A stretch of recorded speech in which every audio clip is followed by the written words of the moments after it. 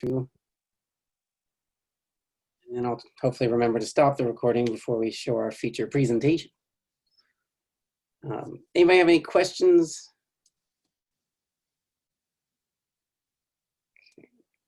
I believe I've answered everything in the Q&A discussion board, and I'm up to speed with emails. As always, post your questions in the Q&A discussion board. Film of the day is Raging Bull.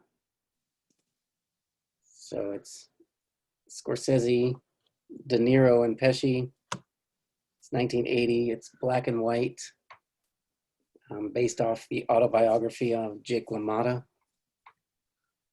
It's long. It's 2 hours and 10 minutes. So we're going to try to spin through and get it started by 6:45 so we can watch it all in one sitting. Any other questions? All right, well, let's jump into our PowerPoint.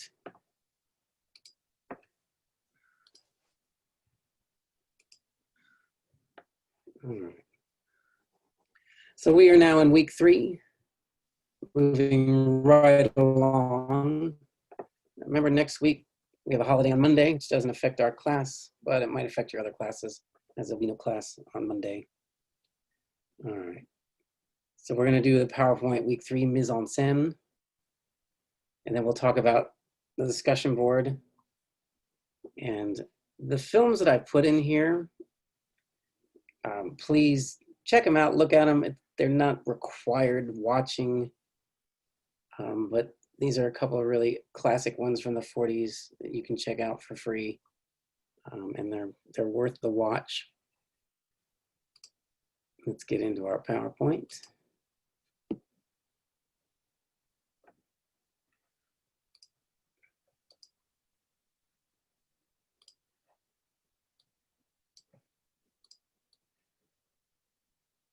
All right. So mise en scène, French for what you see in the image. I never did take French, so my accent is probably terrible and my translation may not be any better, but close enough. What do we see in the image? What do we see in the frame? Where are the objects or subjects located? How are these positions related to the story, characters, and the theme or themes of the movie? Everything a director and their team put into a movie, if it's a major motion picture, it is on purpose.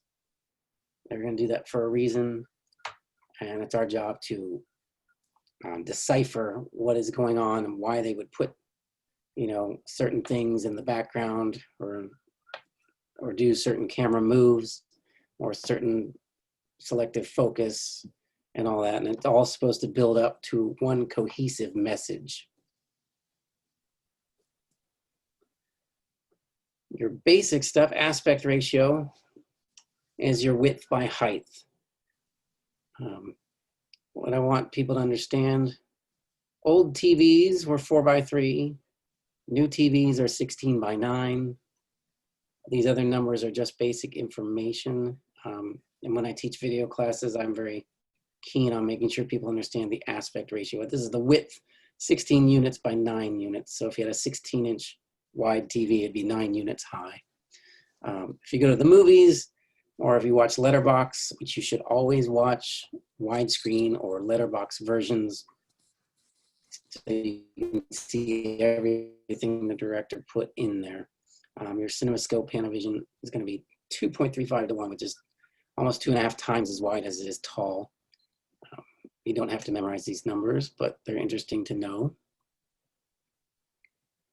The reason it's important, especially if you were ever watching things on the old 4:3 TV, if you look at this image, here's the way it was shot.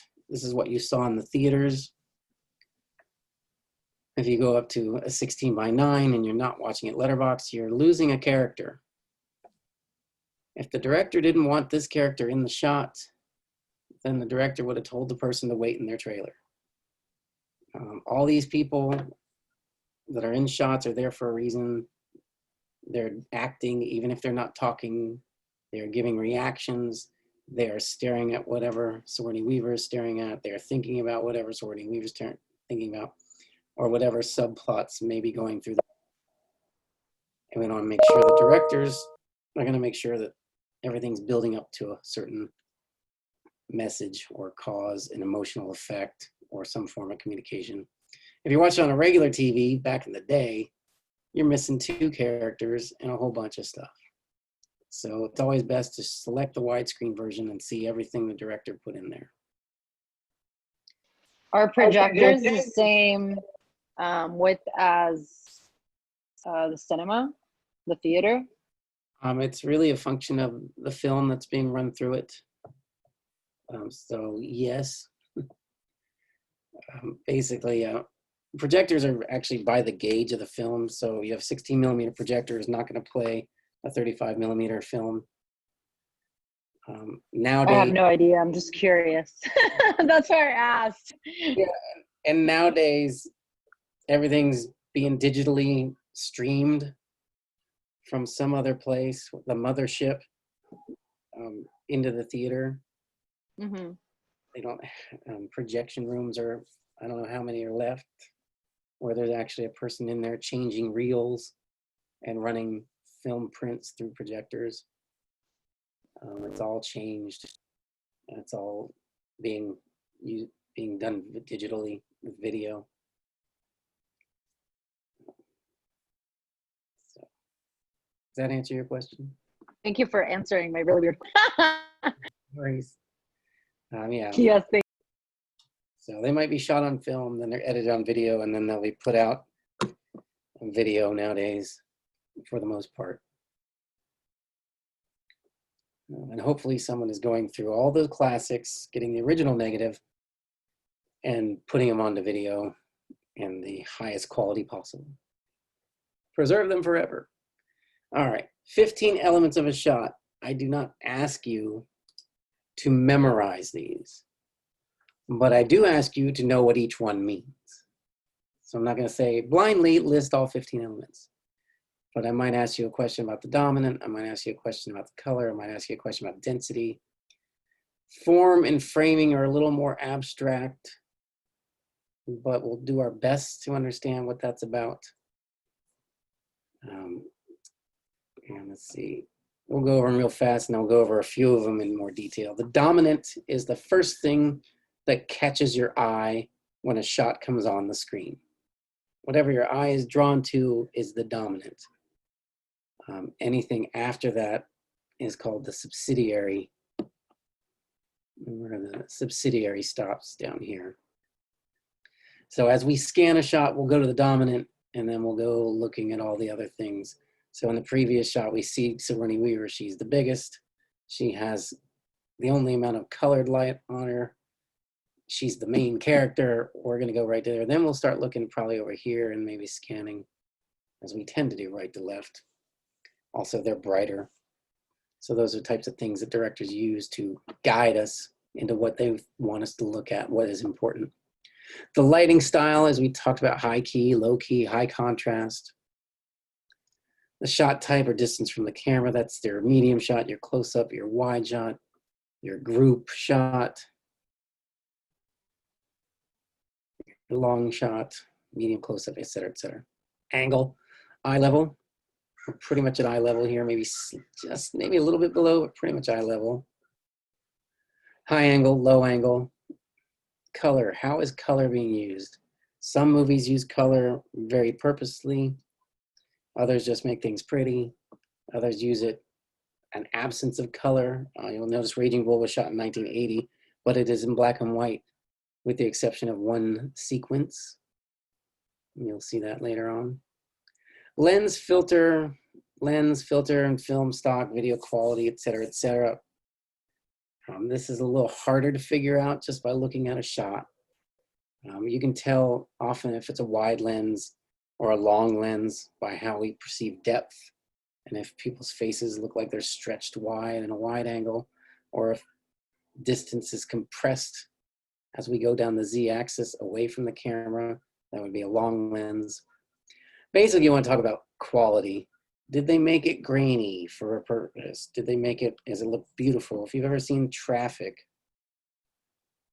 there's all kinds of different video and film formats in that movie. And one in the Tijuana desert, it's a cheap video camera. It's very grainy. It has a yellow tinge to it, and it gives a certain feel to it. Then stuff shot in Cincinnati and Washington, D.C. is this beautiful 35 millimeter print, which suggests something completely different. So oftentimes it's just going to be, beautiful 35 millimeter print or something like that. Okay. We talked about subsidiary stops. Density is how many objects or subjects are in the image. If you just have a close-up of one person with a shallow focus on them, it's not dense, it's stark. If you have several people and all areas of the frame are used, fairly dense. Not much more than people's faces and torsos, but so density refers to how many things there are to scan in the shot to understand it. Composition is where things are located. So density is how much stuff is in there. Composition is where is all that stuff located, left to right, top to bottom. Is there a triangular shape to the subjects? Is there a binary, or is it a horizontal, and things like that? Okay, form is a little more abstract. Open, closed, meaning do things look randomly placed, or that would be open, or do things seem to appear very organized and purposeful? And we'll look at something else as another viewpoint of it. It's a little easier to understand. And we'll do that right when we talk about the assignment.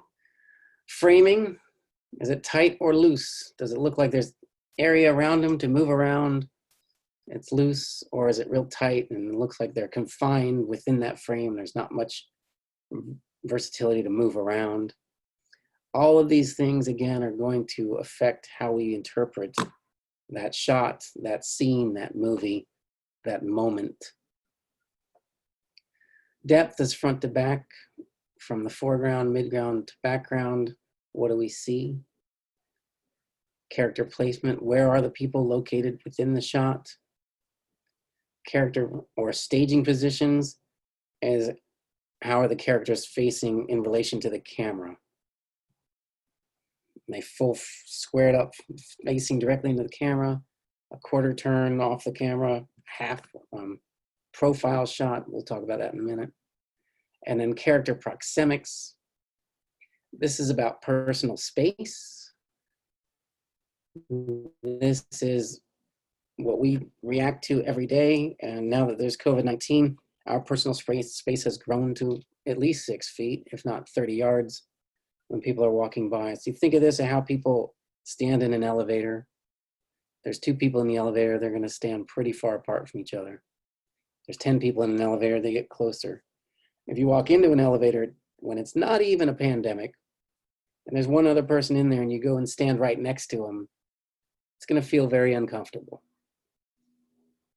So this personal bubble can be invaded by characters. If you don't know the relationship of the characters, we're at the beginning of the movie, we can start to assume their relationship by how close they are to each other. If we know the relationship and we know they don't know each other, they don't like each other, and someone invades their space, that creates more tension in the scene. We'll go into a little bit more detail. The dominant contrast, or dominant, the first thing you see or notice in a shot. Subsidiary contrast, the second, third, fourth things you notice as you scan the image and take in all the information it's providing. Okay. And then intrinsic interest, what wasn't on there, things like what's important to the story. So if you're in a fight scene and there's a fireplace poker that the director put an extra light on so we all notice it, and maybe the camera held on it for half a second before it panned away, and the weaker character starts backing up towards that fireplace poker, that becomes very important. The briefcase in Pulp Fiction, the chain around the cat's neck in Oh, why am I blanking? Because I'm tired? Okay. What's the Will Smith, Tommy Lee Jones space cops, alien cop movie? Men in Black. Thank you. In Men in Black, Orion's belt is hanging around the cat's neck, or that's Orion, and it's around his neck. And once we know what that signifies, it becomes very important to the story because the entire plot of the story revolves around it, or at least the MacGuffin relies about it. Any questions? All right, so that's intrinsic interest. We talked about wide angle versus telephoto. Wide angle lenses can create depth and distort the edges, while long lenses pull the background closer to the foreground. If you've ever looked at real estate on your computer, they take every picture with a wide angle because it makes the rooms look twice as big as they really are, because it stretches it horizontally. Smooth versus grainy. Images with grain or video noise have a different feel than smooth, beautiful, glossy images. Density, how many objects are in the frame. Stark is relatively empty with only a few objects. Dense, numerous objects to scan over and interpret within the image. This will also tends to dictate how long a shot may stay up on the screen. If it's very dense and the editor doesn't leave it up there very long, that can cause some sort of uncomfortable feeling for the audience, and hopefully they'll come back to it because you're like dying to know what all that stuff was. Or it could be a mistake, but doubtful in a feature film. Okay. Open and closed forms. Object positions appear random in an open form. Closed objects in the frame specifically positioned and structured. Framing loose or tight. Loose, more open space around the subjects. Tight is more confined. And this can be created by pieces of set, or it can also be created by the edges of the frame by how the shot is set up.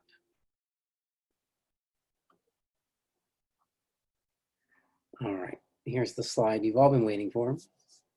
Depth in 3 planes. As we go away from the camera, what is closest to the camera is our foreground. Our midground is usually where the main objects or subjects are placed, and then behind them is the background. Okay, when we talk about depth, that's what we're referring to. How far away from the camera are there important things to look at? Actor staging positions, full front, quarter turn, profile, 3/4 turn. You'll see just a little bit of the cheek, and then back to camera. We have some examples coming up. Proxemic patterns. There's intimate, personal, social, and public. In public, during a non-pandemic time, normal times, pre-COVID times, strangers, if they get too close to you, you start to feel uncomfortable. In the United States, we have a big personal space bubble. If you travel to other countries, you may find that personal space shrink. You go to busy cities like New York, you may find that personal space much smaller than in a small town where there's not that many people. Think of Forrest Gump at the beginning when he's sitting on the bus stop talking to the lady. They're sitting a few feet apart, almost to the edges of the bus bench. By the end of the movie, he's sitting almost right next to the person who's next to him. As we get to learn about Forrest Gump as we watch the movie, that is reflected by those positions on that bus stop bench, how closely he sits to the other character who when he's telling his story, his life story. All right. So when we're looking at a scene and we see 2 characters and they're holding hands and they're shoulder to shoulder, we assume they are family or boyfriend, girlfriend, girlfriend, girlfriend, boyfriend, boyfriend, or what have you. They're more than friends. Personal, characters are friends. There's a little space between them. Social, they know each other. And in public, they don't know each other. And we can establish those relationships and we can create tension once we know those relationships and play around with those physical distances between the characters on the screen.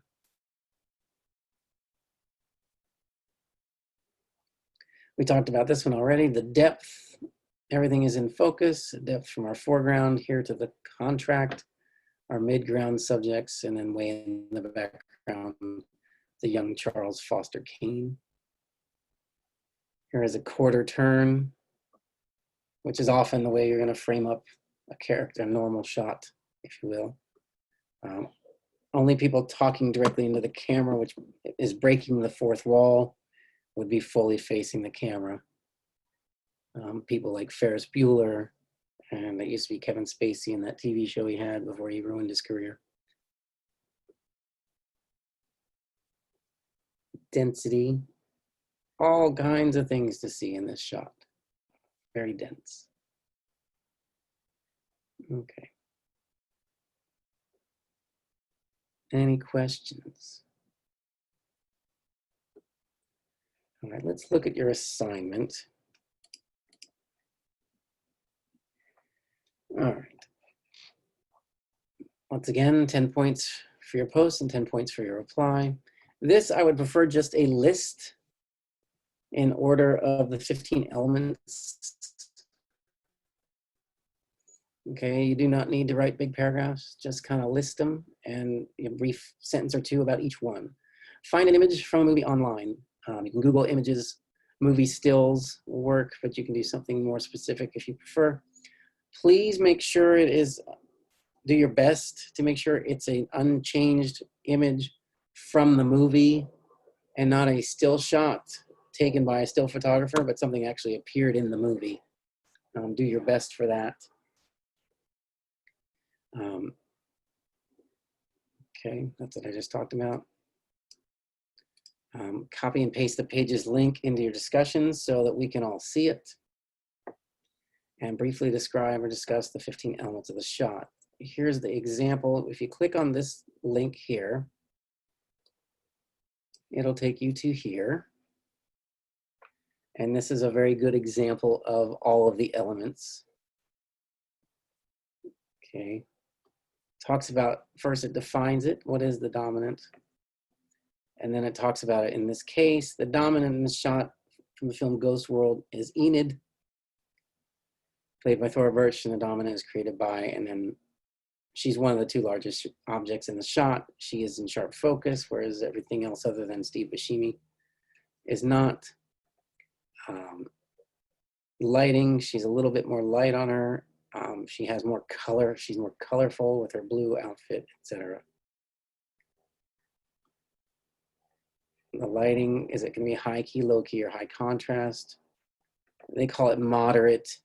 It's pretty evenly lit. It's not bright, so he didn't want to say high key, but it's evenly lit, so it's more of a high key shot than the other two.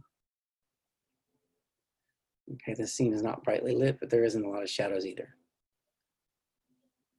Okay. Shot and camera proxemics. Okay, so here's what we talk about, camera proxemics, which is the same as the shot. Not a wide shot, a close-up, medium close-up, etc. We're talking this is a medium shot. We see below the waist of each of them from to the top of the head. We talk about the angles, bird's eye, high angle, low angle, eye level. This is pretty much eye level, not suggesting any power dynamics. Color values. What is the dominant color? Are they contrasting foils? Is there a color? Is color being used for symbolism? The use of color in this film is symbolic. The scene is set in Seymour's kitchen, Seymour's apartment. Like Seymour himself, he's drab. Both are set in Seymour dresses. He's dressed brown. His kitchen is brown. She, on the other hand, is this bright thing that comes in to add some color to his life.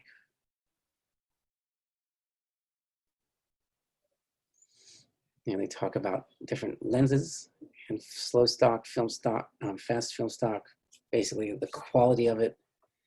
Lens is not really a wide angle, but there isn't a great sense of depth, nor several planes are in focus. It's basically just these two. Probably long, but not necessarily telephoto. The stock is slow because of the high quality of the image. The slower the film stock, the less grain. Not really concerned with those technical types. It's really more, it's a very clean image. It's not grainy. It's very detailed and looks like high quality film or video. Okay, after you take in the dominant, where does your eye go next? Well, we're going to see Seymour, then we might scan the kitchen, we might see this, there's another character, but obviously at this point in the scene, they're not of importance. And you can read through that when you're doing your homework. Density, there's a lot of objects in the background. The image is not very dense because the focus limits our viewing to taking in only 3 main objects, which is Enid, Seymour, and this box. Here's a little different than the PowerPoint, so please take note and use these terms. Is it a horizontal composition where compositions are based on horizontal lines, seems visually at rest, and suggests placidity and peacefulness? Vertical compositions are based on vertical lines and seem visually at rest and suggest strength, whereas diagonal lines or oblique lines seem dynamic and suggest tension and or anxiety. Tension and anxiety is what we're trying to create and build and then release in scenes. If you look at the way scripts are made, we build tension, build tension, release the tension, and we can use how we frame things, where we put objects to help with that technique of building tension and releasing tension. Binary structures emphasize parallelism. Triadic compositions stress the dynamic interplay among 3 elements. Circular compositions suggest security and enclosure. This shot is binary. We have 2 evenly sized subjects that are facing each other and standing in almost the same position, and gives us a strong vertical sense within the shot as well. All right, form.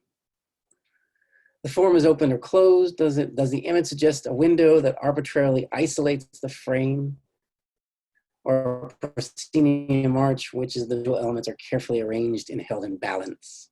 This is the most nebulous or obscure of all the categories of mise en scène. Type of form is determined by how consciously structured the framing and composition is.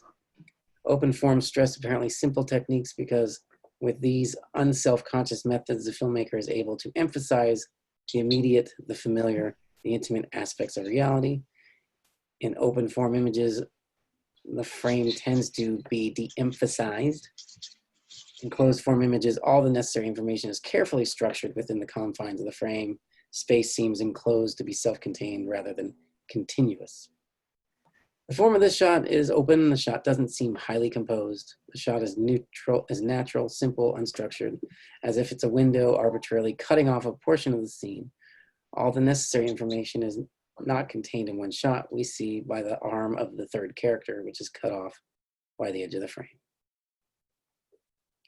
Is this shot tight or loose? Framing this shot is moderately loose. There seems to be a whole body width between the characters and the edges of the frame. Depth of field, the shot is shallow. Only one plane is in focus. This is kind of soft. Okay. Character placement. What part of the frame space do the characters occupy? Center, top, bottom, edges, and why? The area near the top of the frame can suggest ideas dealing with power, authority, and aspiration. The areas near the bottom of the frame tend to suggest meanings opposite from the top: subservience, vulnerability, powerlessness. Again, high angle, low angle. What's on top is powerful. What's on the bottom is submissive or subservient. The left and the right edges of the frame tend to suggest insignificance because these are areas furthest removed from the center of the screen. As these characters are centered in the frame, they are important objects, as this is a character-focused drama. All right, staging positions, as we talk about: full front, quarter turn, profile, 3/4 turn, and back to camera. These characters are both in profile. We don't even really see the second eyeball, and characters are focused on each other and not the outside world or something else. Are these characters intimate, personal, social, public? Based on the distance between them. The distance in the shot is intimate, showing that the characters are good friends and comfortable with each other. Okay, so you're going to do the same thing. It's good to do a shot from a movie that you're familiar with, but you want to make sure that you're discussing it in relation to the shot and not in relation to what you already know is going on. Although that can influence you, then you want to justify it by what you see. Any questions on that? Okay. All right. How's everybody doing? We still awake? Everybody Yeah, absorbed? you logged me out. Yes, sir. Okay. Did you say that this is different than the PowerPoint presentation in Canvas? Just where they talk about form The composition? and composition. Could you please scroll back up to the composition, because I reached diagonal, but I was still writing. Okay. And it's Thank on you. the website. That's So, laughing at how you laugh.